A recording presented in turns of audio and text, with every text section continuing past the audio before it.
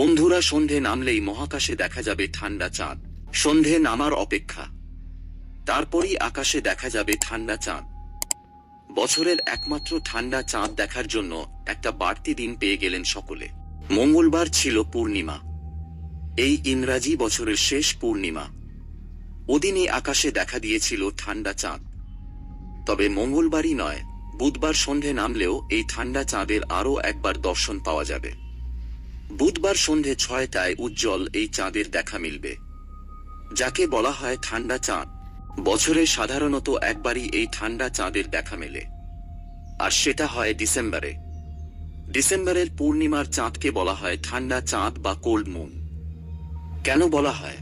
উত্তর গোলার্ধে এখন শীতকাল, ডিসেম্বরে যে পূর্ণিমা হয় তা হয় ঠান্ডায়, তাই একে কোল্ড মুন বলা হয়ে থাকে।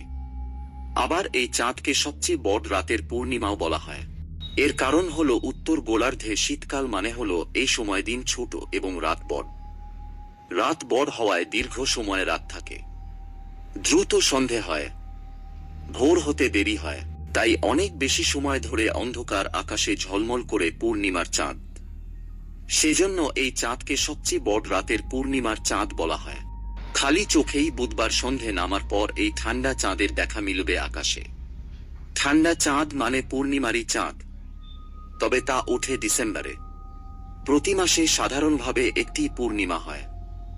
ডিসেম্বরের পূর্ণিমার চাঁদকে উত্তর গোলার্ধে ঠান্ডা চাঁদ বলে ডাকা হয়। বন্ধুরা, মহাকাশ সম্বন্ধে নতুন নতুন আপডেট পেতে চ্যানেলটিকে সাবস্ক্রাইব করুন পরবর্তী ভিডিও দেখার জন্য।